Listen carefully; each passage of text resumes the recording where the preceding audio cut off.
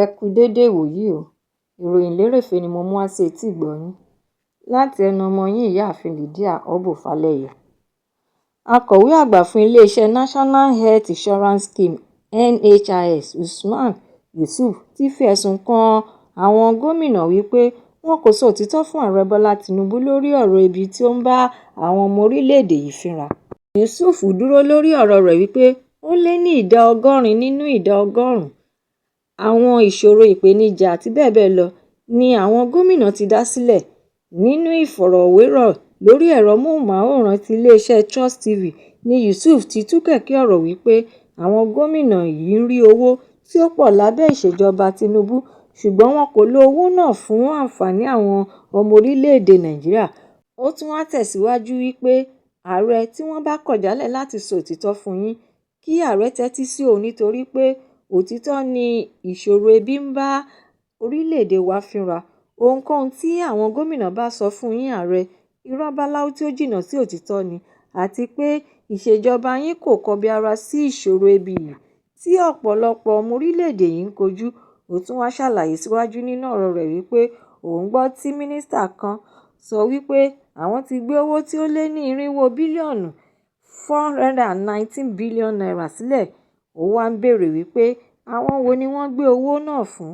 Ó tún wá ṣe àfikún àlàyé rẹ̀ wípé àwọn ọmọ orílẹ̀-èdè ń gbóríyìn fún yíyọ owó ìrànwọ́ lórí epo pẹtiró, èyí tí ó túmọ̀ sí wípé owó tó tówó ti wà ní ìpamọ́ ṣùgbọ́n ó dàbí ẹni pé ṣe ni wọ́n kó díẹ̀ sápò wọn tí àwọn gómìnà wá kó ìyókù, èyí tí ó já sí wípé wọ́n rí owó púpọ̀ tí wọn kò sì lè ṣe àfihàn rẹ̀ ohun tí wọ́n fi owó náà ṣe. Ohun gbogbo tí àwọn ènìyàn mọ̀ tí wọ́n ń ṣe ni pé wọ́n ń kiri gbogbo àgbáyé, wọ́n ń kọ́ ilé afárá káàkiri orílẹ̀-èdè àgbáyé tí ebi sì ń rán àwọn ènìyàn lọ sí ọ̀run àrèmábọ̀. Èyí ni ọ̀rọ̀ òtítọ́ tí àwọn ènìyàn bá kọ̀ láti sọ òtítọ́. Àwọn yóò máa túbọ̀ tẹ̀síwájú nígbà gbogbo láti máa sọ òtítọ́. Kì í ṣe ààrẹ ni yóò kọ́ iléèwé, ilé ìwòsàn tàbí kí wọ́n gba àwọn ènìyàn síṣẹ́. Ṣùgbọ́n àwọn gómìnà yìí ti fi ọwọ́ rọ́ àwọn ìjọba ìbílẹ̀ sẹ́yìn ní gbogbo ìgbà. Ó wá parí ọ̀rọ̀ rẹ̀ wípé níbo ni wọ́n wá ń kó gbogbo owó náà lọ nítorí wípé àwọn kò rí ìdàgbàsókè tí ó ní ìtumọ̀ kankan pàtó tí ó ṣe tọ́ka sí tí wọ́n ti ṣe.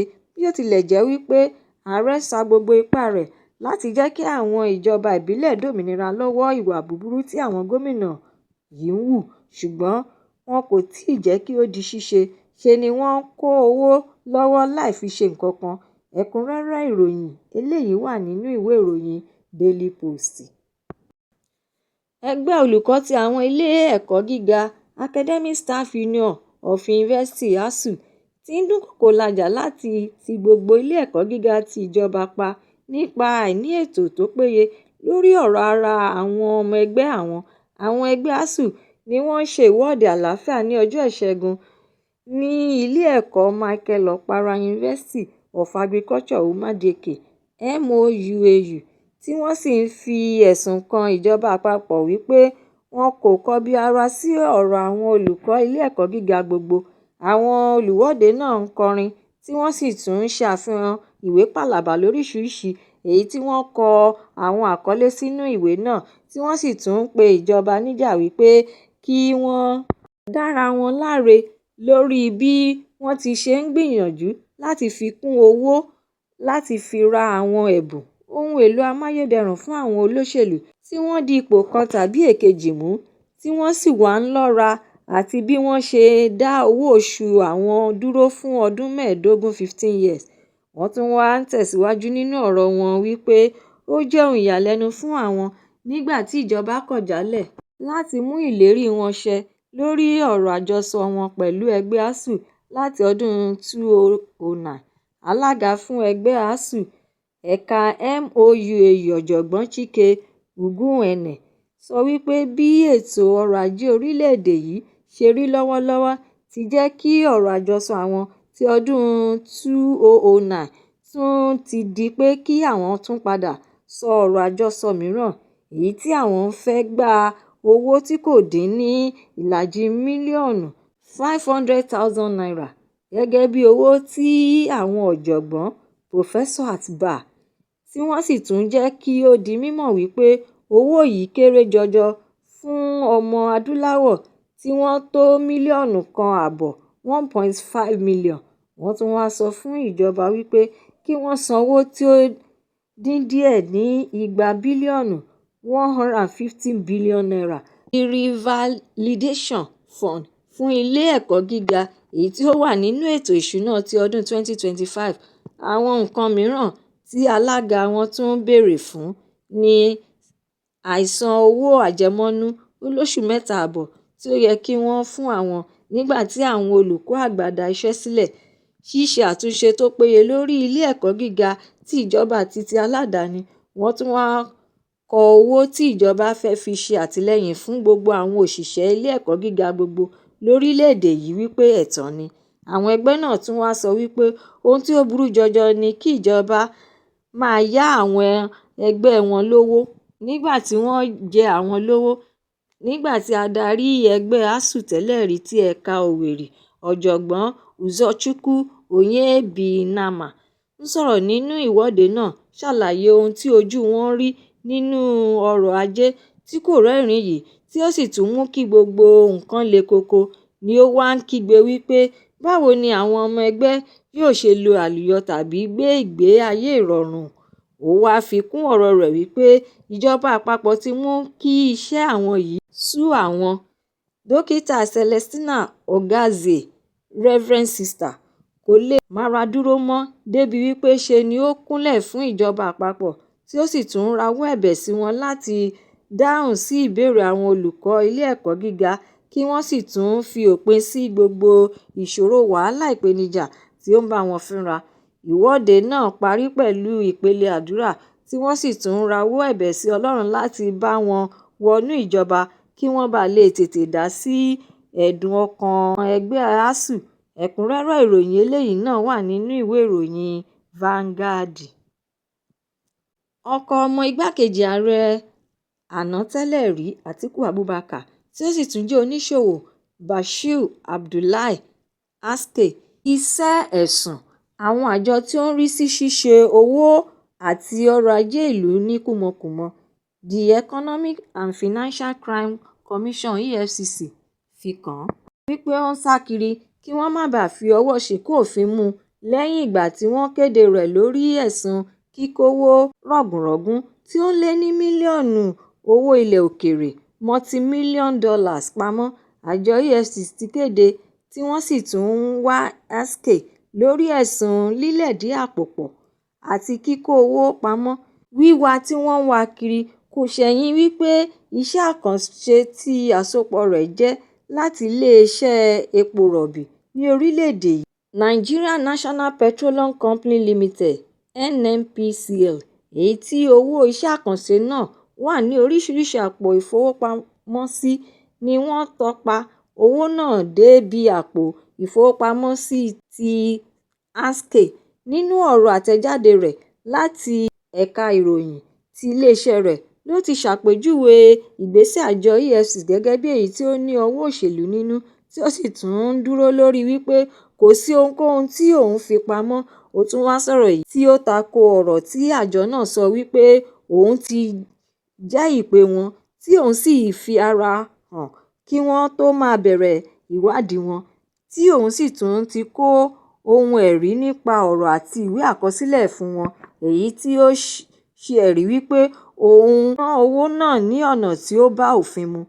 Aske wá tẹ̀síwájú nínú ọ̀rọ̀ rẹ̀ nípa fífi ẹ̀sùn kàn wọ́n bí ó tilẹ̀ jẹ́ wípé òun fi ọwọ́ sowọ́pọ̀ pẹ̀lú wọn síbẹ̀ wọ́n kọ̀ jálẹ̀ láti jẹ́ kí wọ́n gba ìwé máa lọ sílé fún ìgbà díẹ̀ náà (administrative bail) tí wọ́n sì wá dá òun dúró ní ọ̀nà tí kò bá òfin mu títí di ìgbà tí ìlera òun fi bẹ̀rẹ̀ sí ní dínkù, èyí tí ó ṣe okùnfà bí òun ṣe fẹ́ ṣubú lulẹ̀ ní akóló wọn.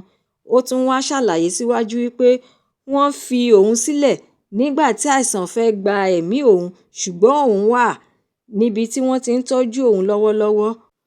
Ó wá jẹ́ ohun tí ó ya òun lẹ́nu wípé wọ́n ní òun sálọ lẹ́yìn ìgbà tí wọ́n mọ̀ pé àìsàn bá òun fínra nígbà tí òun wà ní àkọlò wọn. SK wá dúró lórí ọ̀rọ̀ rẹ̀ wípé òun kì í ṣe olóṣèlú àti pé òun kò sí ní èròǹgbà láti ṣe òṣèlú, ṣùgbọ́n kí wọ́n má fi ọ̀rọ̀ òṣèlú fìyà jẹ òun nítorí pé òun jẹ́ àna sí igbákejì ààrẹ àná tẹ́lẹ̀ rí. Ó tún wá fi kún ọ̀rọ̀ ẹ̀sùn tí ó fi kan àjọ EFCC wípé wọ́n fẹ́ lo iléeṣẹ́ Interpol fún ọ̀rọ̀ òṣèlú ni. Ó wá tẹnumọ́ wípé àwọn iléeṣẹ́ náà ti sọ ní àìmọye ìgbà wípé àwọn kò dá sí ọ̀rọ̀ àjọ tí wọ́n ń fi ọ̀rọ̀ òṣèlú lépa àwọn ènìyàn káàkiri. Ó wá fìdí ọ̀rọ̀ rẹ̀ múlẹ̀ wípé òun ṣetán láti fọwọ́sowọ́pọ̀ pẹ̀lú ìwádìí tí ó bá òfin mu, ṣùgbọ́n òun fẹ́ wẹ orúkọ òun mọ́ nínú ìwádìí tí ó bá òfin mu. Ohun tí òun wá ń sọ fún àjọ EFCC kò ju wípé kí wọ́n ṣiṣẹ́ wọn lọ́nà tó tọ́ ní ìbámu pẹ̀lú òfin, kí wọ́n má ṣe fi ọwọ́ òṣèlú bọ iṣẹ́ tí wọ́n bá ń ṣe. Ẹ̀kúnrẹ́rẹ́ ìròyìn eléyìí náà wà nínú ìwé ìròyìn Vanguard. Ilé-ẹjọ́ àpapọ̀ tí ó ga ní ìlú Àbújá ti pàṣẹ fún ilé ìfowópamọ́ mẹ́fà 6 láti fún ọ̀gá àgbà pátápátá ti iléeṣẹ́ ọlọ́pàá Inspector General of Police IGP ní àkọsílẹ̀ tí ó péye lórí bí olóṣèlú àti òǹkọ̀wé sórí ẹ̀rọ ayélujára ohun alátagbà Ọmọyẹlé Sowore àti iléeṣẹ́ rẹ̀ ṣe náwó láti oṣù kínní ọdún 2024 títí di òní sí àpò ìfowópamọ́sí rẹ̀. Adájọ́ Emeka Nwite pa àṣẹ yìí nígbà tí ó ń ṣiṣẹ́ lórí ìwé ẹ̀sùn láti ọ̀dọ̀ IGP èyí tí amòfin ọlọ́pàá kan Wisdom Madaki gbé wá síwájú rẹ̀, tí ó ní àkọlé bíi FHC/ABJ/CS/757/2025. Àwọn ilé ìfowópamọ́ tí ọ̀rọ̀ náà kàn ni United Bank for Africa (UBA) plc, Guaranty Trust Bank (GTB) plc, Zenith Bank plc, Opay Digital Services Limited, Moniepoint àti Kuda Microfinance Bank Limited. Ìròyìn náà tún wá tẹ̀síwájú wípé kò dín ní ilé ìfowópamọ́ 26 àpò ìfowópamọ́ tí ó ní àṣepọ̀ mọ́ Sowore àti àwọn bíi Sahara Reporter Media Foundation pẹ̀lú African Action Congress (AAC), àpò ìfowópamọ́ wọn, àti àwọn mìíràn bẹ́ẹ̀ bẹ́ẹ̀ lọ ni wọ́n ti ṣe ìwádìí rẹ̀.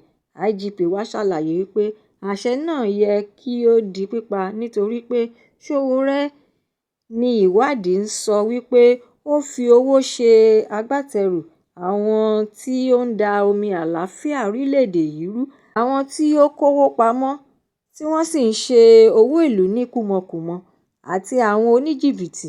Ó wá fi kún ọ̀rọ̀ rẹ̀ wípé nítorí ìdí èyí ni àwọn ṣe gbọ́dọ̀ tẹ̀lé àṣẹ ilé-ẹjọ́ láti fi tẹ̀síwájú nínú ìwádìí àwọn. Ẹ̀kúnrẹ́rẹ́ ìròyìn eléyìí náà wà nínú ìwé ìròyìn The Nation.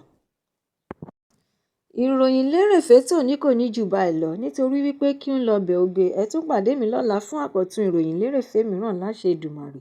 Ẹ má ṣe aláì lọ kàn sí YouTube channel Ìròyìn Lérèfé, kí ẹ bá mi subscribe, kí ẹ sì tún bá mi fi èròǹgbà yín ránṣẹ́ sórí rẹ̀, kí ẹ bá lè ní àǹfààní láti gbádùn ìròyìn lérèfé síwájú àti síwájú sí i. Ẹ ṣé mo dúpẹ́ tí ẹ̀ ń tẹ́tí gbọ́ mi. Ó dàbọ̀.